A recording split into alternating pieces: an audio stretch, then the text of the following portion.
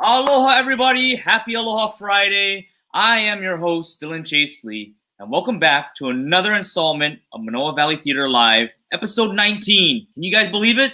19 weeks you folks have been with us, and I can't say that we appreciate everything. We appreciate you folks supporting us, supporting the theater, and just keeping in touch. Thank you for the donations. We've been receiving donations from you folks since the quarantine started, and we'd just like to thank you. In addition, for those of you who may not know, July 31st was the day that the Hawaiian Kingdom got their independence back from the British that occupied for a little while. And Kauai Keoli, King Kamehameha III, brought this day to celebrate our sovereignty being regained. So if you have your Hai Hawaii at home, wave it loud and proud on this day. So a couple of things. As you may notice, I haven't brought Kip on the stream today. Kip is taking care of some stuff that he's got going on, so you guys are going to have to listen to me for a little bit.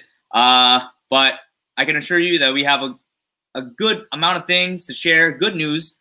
On August 17th, hopefully we'll be getting the AC repaired at the theater. So for those of you who will be coming in December, on December 11th, joining us for our first show, A Christmas Carol, 1940 radio play, hopefully we'll have that theater nice and cool for you folks. In addition, we will be doing a Bamboo Ridge in September. Please check out our website for more details about that. And also, this is your last day to watch Shipment Day. For those of you who were unable to watch Shipment Day back in our 50th season, you have the chance to watch Shipment Day on our website. Just go to our website and you can check out Shipment Day right here. And you can look for the Watch Now button, and it'll take you to a link on YouTube where you can watch the live link of Shipment Day. All thanks to director Lorenzo Di Stefano for setting all of that up. So big thanks to him. And in grimmer news, today we reached another triple-digit number. Not as high as yesterday, but still, I mean, we were one shy of 124. We're at 123 new cases in Hawaii as of today. So please, as Kip always says, we're all in this together. Please stay home if you can, or if you're going outside, please wear a mask and just practice social distancing. It's not about you, it's about us. It's a kako thing. Also, Hawaii Shakespeare Festival kicked off last week, or not last week, but 2 weeks ago with As You Like It. And because of Hurricane Douglas on Sunday, they've added an extra show this Sunday, August 2nd, for those of you at home to watch in case you missed As You Like It, directed by R. Kevin Doyle. So if you folks are interested in watching some Shakespeare on Zoom, please check out Hawaii Shakespeare Festival's Facebook page for more details. After As You Like It, they will be opening Love's Labor's Lost, which will run from August 7th to August 16th. And then after Love's Labor's Lost, they will be putting on Merry Wives of Windsor, directed by Tony Pasculi, which will be opening August 14th and be running to August 31st. And I forgot to mention that the director for Love's Labor's Lost is Catherine Rothman. So please go check that out. But without further ado, I'm being told that someone can be seen within the background, so I'm going to just turn my computer that way. There we go. But without further ado, let us bring our guest onto the show, and what an amazing guest we have today. So our guest today is a Hawaii-born actress who won a Tony Award for her performance in the Hal Prince musical Grind. She also originated the role of Chiffon in the musical Little Shop of Horrors. She is featured on the Broadway cast albums of both shows. She's an actress, singer, dancer, voice coach, and children's choir director. There's nothing that this lady can't do. We welcome to the show today, Leilani Jones Wilmore. Leilani. Hi. Hi, everybody. So, wow, you dabble a lot in a whole bunch of things. Just a quick question: how do you manage, to do all of these things? Acting, singing, dancing. I mean, it has to take a toll on time management wise. Well, when I was young, that's what I liked doing. I mean, when I was in high school, I went to Punahou. I did all the dance concerts, all the plays, all the musicals, all the choir. I was in every choir. So, if it's your thing, it's your thing. And I just kept it going. And then as you get older, you want to give back.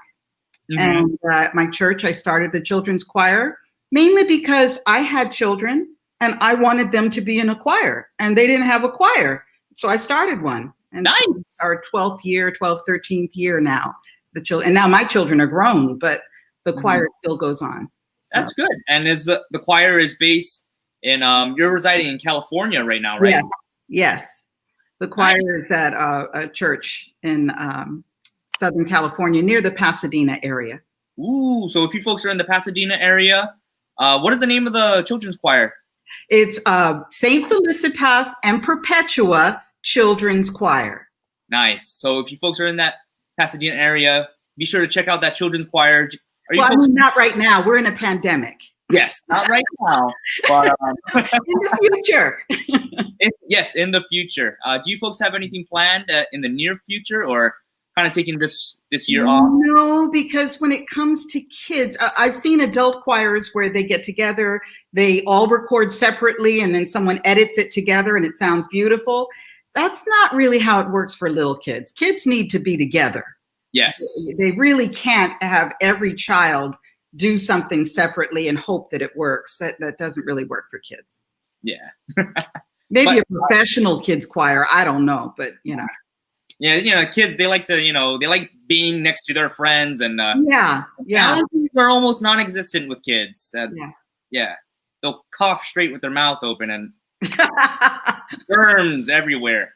So, I mean, when you were talking about being so busy, it's one of the things that I have enjoyed about the pandemic is that slower pace. You know? And I'm still relatively busy from home with Zooms and meetings and classes. And, I like to stay busy, but this is nothing compared to what my schedule was before the pandemic. So I really feel like I have a chance to breathe and sort of relax these days. Yeah, there's a little silver lining in this pandemic. Yeah. For people who are kind of like just going. Yeah, you got to stop. You got to chill a little bit, I kind of relax and enjoy the little things in life. That's right. So, Leilani, you mentioned that you went to Punahou. So you're a Buff and Blue graduate. Yeah.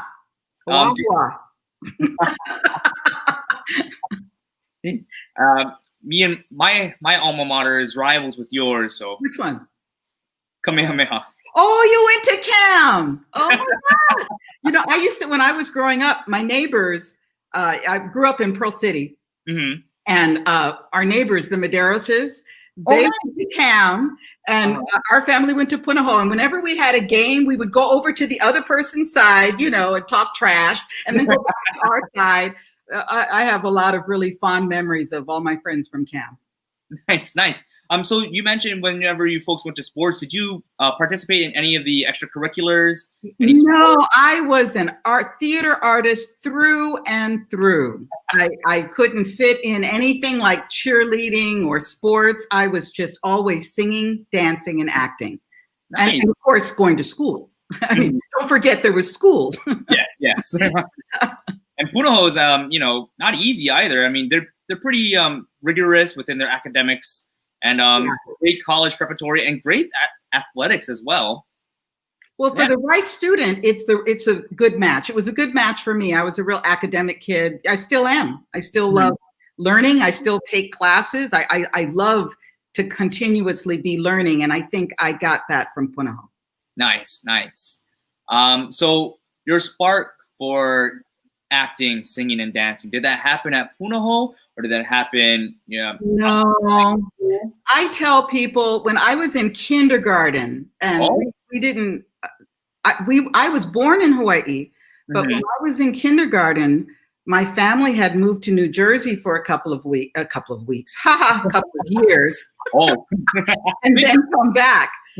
And I can remember they did the Little Red Hen, and I was the Little Red Hen, and that was kindergarten. And little did my parents know that really was a lifelong thing. That was my thing. Nice.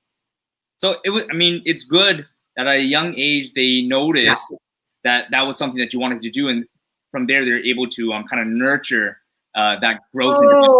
I wish I could say that. Oh, okay. I am like, at the time, my parents were like, what? You're going to do what?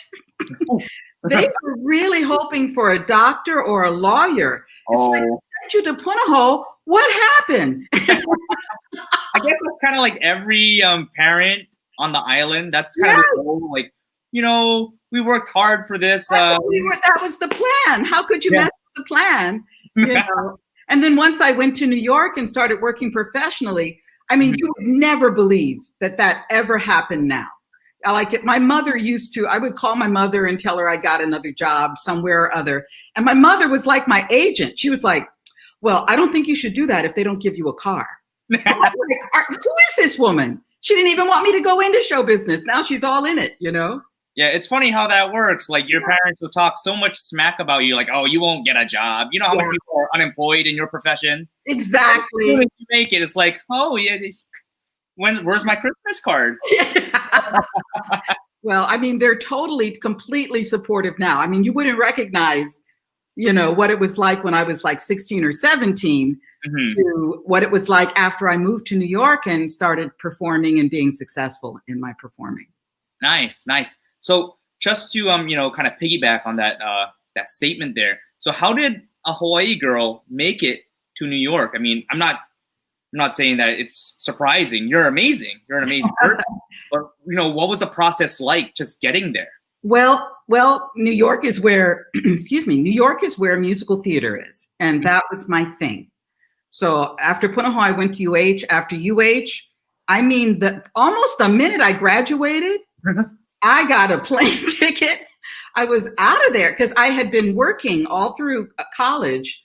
I was working in Waikiki. I would do 2 shows a night. I worked in the Iwakini Maka show and the Barry J show. So I was working and I had all my savings and I took my money and packed a bag and went to the East Coast because I knew that New York is where I wanted to be. And, sometimes you don't know in Hawaii, this is speaking to young people in Hawaii now, you don't know necessarily how well you're prepared till you get to the mainland and you find yourself in a bigger pond. And so what I realized when I got to New York that I was prepared because, you can see yourself with other people from all over the country. And I want to do a quick shout out to my mentor, Josephine Flanders. She was the dance teacher at the Punahou Dance School when I was in high school. And she's the first person who pulled me aside and said, I think you can do this. I really think you can do this. And she put me on scholarship at the Punahou Dance School. She said, I need you to come every day after school for 3 hours and I think it was all morning, not all day, but all morning Saturday. And I did. I pretty much just did whatever Mrs. Flanders said. She said, that's what I want you to do. And then she said, I need you to get to know the drama teacher and the music teacher. Because when we do musicals at the school, the 3 of us cast it together. So I did everything she told me. Next thing I knew, I was doing the musicals at Punahou and, on that journey of this is how you do this. So that's good. You kind of had like a Mr. Miyagi for you, Yes. And that's where the nurturing came from. So it wasn't necessarily from your parents, but Josephine Flanders. Well, I can't say my parents didn't nurture me. I just want to say that they wanted a doctor or a lawyer. But my parents really always gave me the belief that I could do anything and be anything. They were just surprised that it was going to be theater. Okay. That was a surprise. I'll redact this statement. No, you're going to get me in trouble with my mom and dad. So, Leilani Jones' parents, if you're watching right now, don't beat her up, beat me up. So you mentioned that you went to UH and you studied music theory, correct? Yes. The reason at UH, the reason I majored in music, because you can major in dance and theater and music, but what I learned before I got there was that the music department would not let you take any advanced courses unless you were a music major. But the drama department would let you take acting courses whether you were a major or not. The dance department would let you take dance classes whether you were a major or not.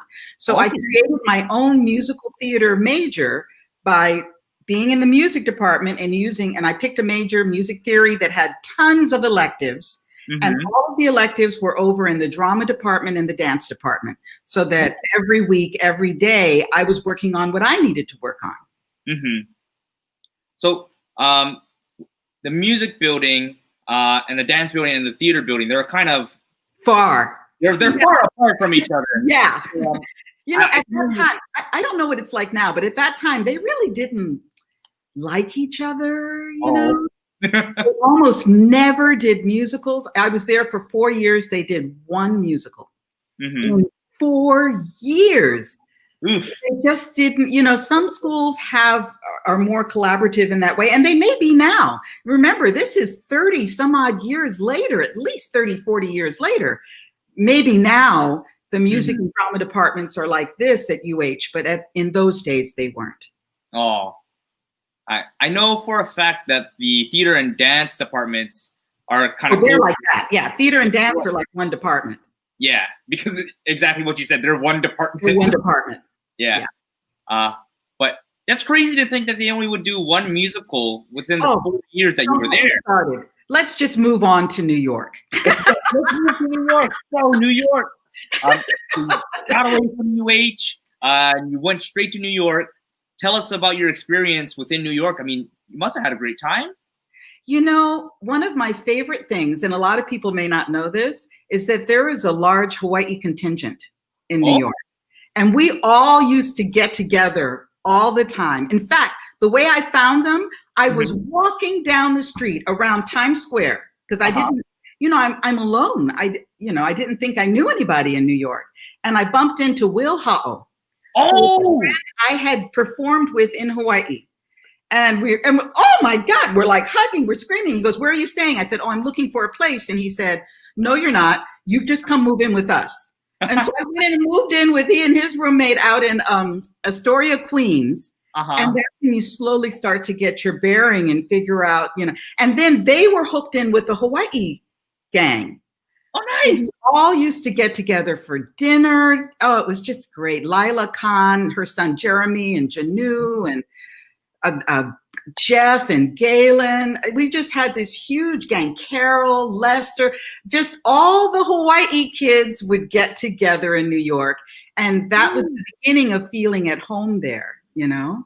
Well, that's good. I mean, it really makes you think, like, such a small world. Like, you got off an island and then you went to New York, bigger place, and yet you somehow managed to find this island again. Miraculous. If I hadn't been at Times Square that day and never run into Will, how would I have hooked up with that group?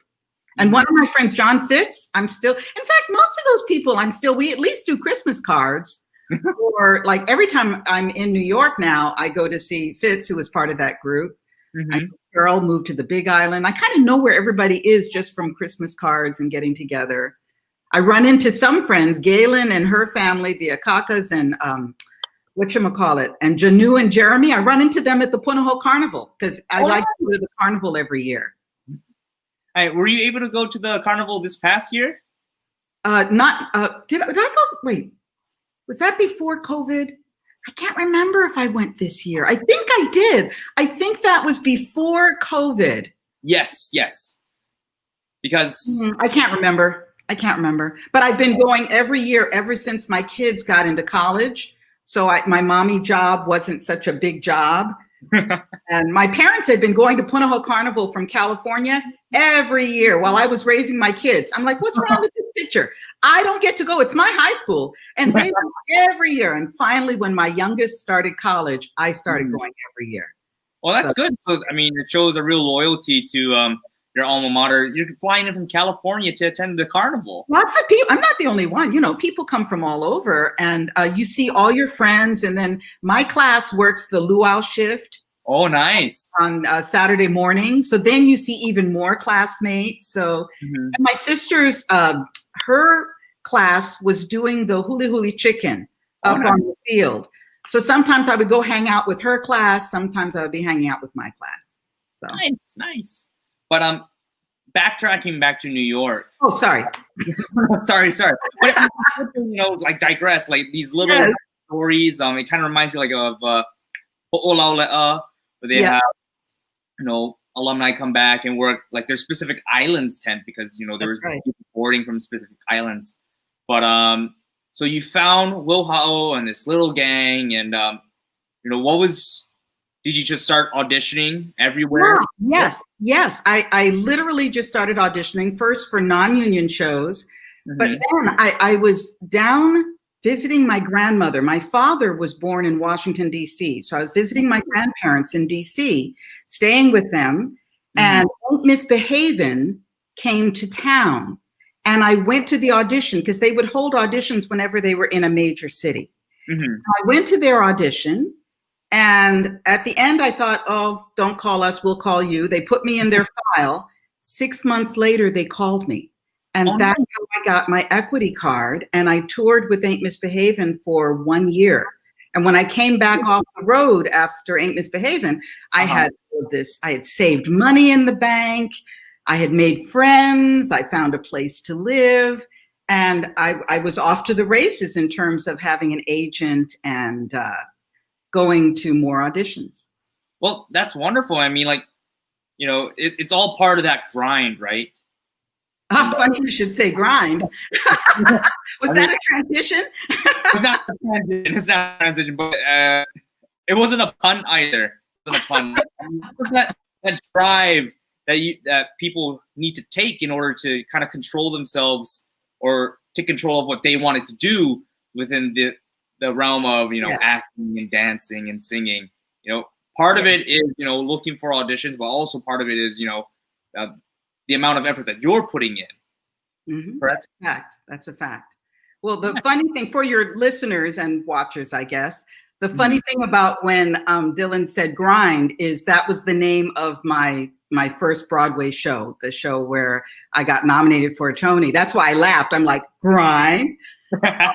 This has a good story too. Oh, do you mind sharing? Yes, my best friend back at Punahou was, well, actually I had two best friends, but one of my best friends, Willie Falk, and I know he's listening because he told me, Willie sent me an email saying, why didn't you tell me you were doing Manoa Valley Theater? I had to hear about it from somebody else. And I'm thinking, what? I didn't even think of it. I'm in California, for crying out loud. But anyway, so Willie and I both moved to New York. We both were working on Broadway. When I got nominated, I asked Willie to come with me to the Tonys because I said, it'll be so much fun and I won't be nervous because we'll just be laughing all night. We'll be laughing at these people.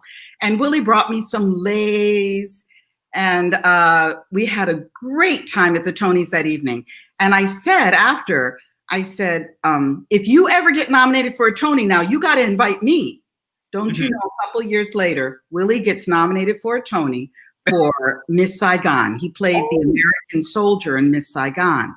Nice. So I called him up and I said, okay, you don't really have to take me to the Tonys. You can take anybody you want. And Willie goes, we have a deal.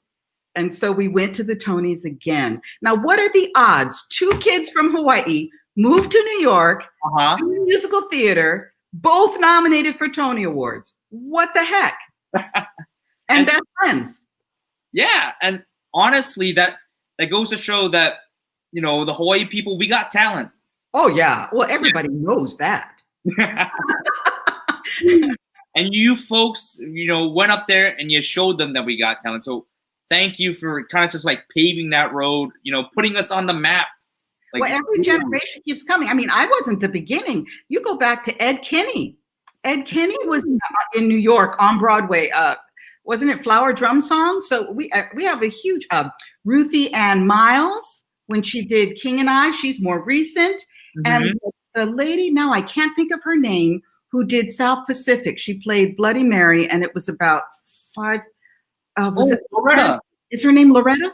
Yeah, Loretta Ablasayer. I pulled that name out of a hat. I was like, what is your name? And I just thought Loretta. So, I mean, there's a steady stream of talent from Hawaii that does go to New York, you know, and I think if you're serious about it and you study and you're prepared and you just get out and really do the work and get the experience, you know, anything can happen. You never know. You never know.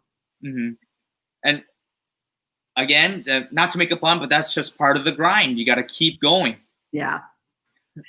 And so, you know, should I tell you the last show I did at Manoa Valley Theater? Sure. It was Iolanthe, Gilbert and Sullivan. Iolanthe. It's a Gilbert and Sullivan musical about fairies. That's all I remember about the show, is about fairies.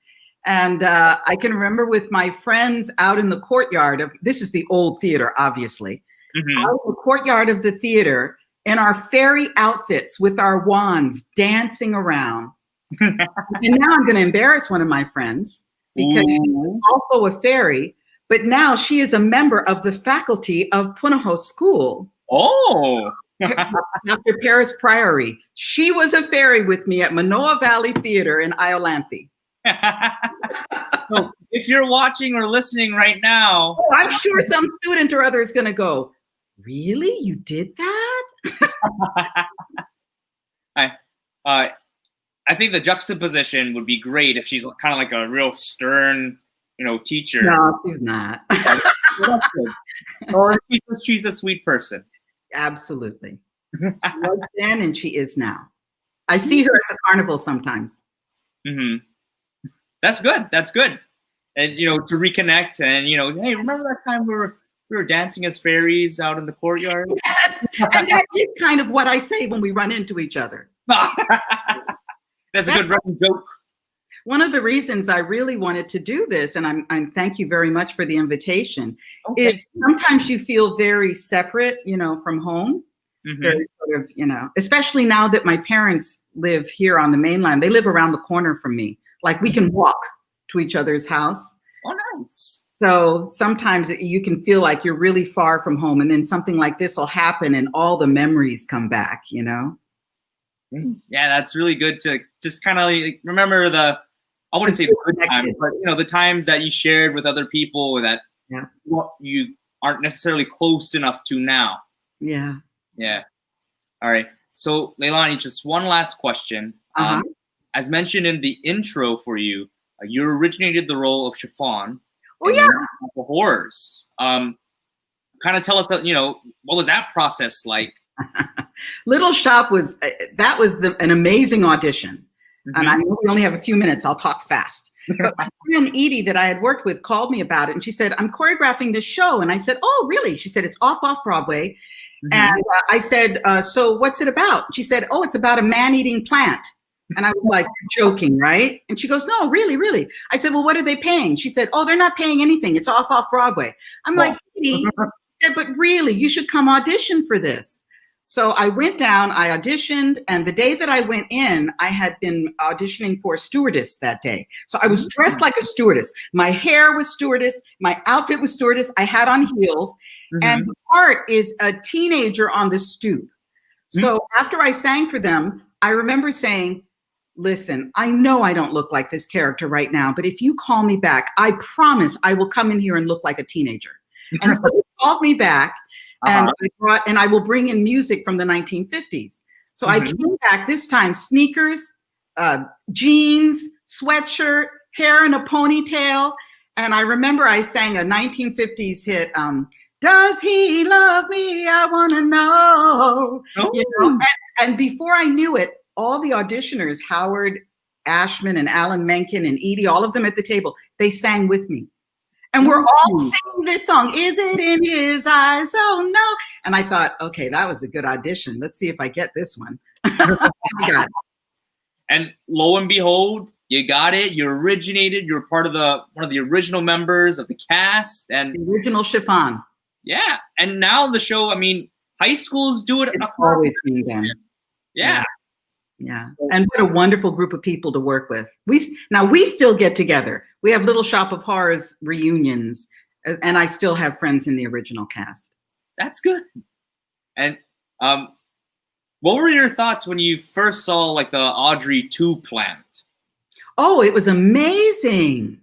That was, once we started rehearsing it, it felt like it was a really amazing show. It didn't feel like when she was telling me, oh, it's a show about a man-eating plant, and you think, what is this? But once you're doing it, it's like, oh, this is good, like that. The music was so good. The story was so good. The puppets were phenomenal. So I got to know the puppeteers and, and of course the people the gentleman who sang the voice of the plant. So Ron Taylor was the very first voice of the plant. Nice. And I bet a very soothing kind of voice. Oh, yeah. Yeah. What a singer. He's not with us anymore, but what a singer Ron was. Amazing. All right. Well, thank you, Leilani, so much for being on the show with us today. Those 30 minutes. Don't forget to please donate to Manoa Valley Theater. Oh, yes. I'm a donor. And I'm in California, so I know you can be a donor. So please, if you can, please donate. Call us at 808-988-6131 or go to our website, manoavalleytheater.com to donate. And thank you again, Leilani. Thank you, Dylan. Thank you for all the stories that you shared and the such.